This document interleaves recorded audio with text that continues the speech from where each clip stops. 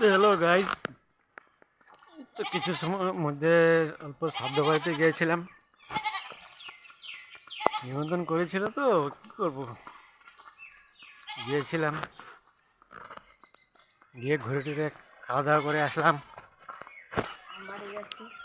এখন বাড়ি যাচ্ছি।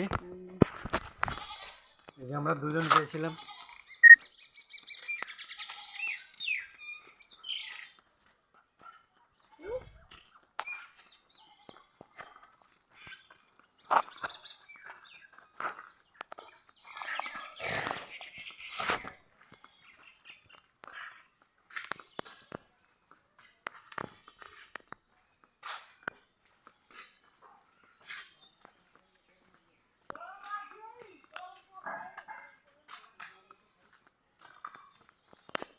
Bye bye.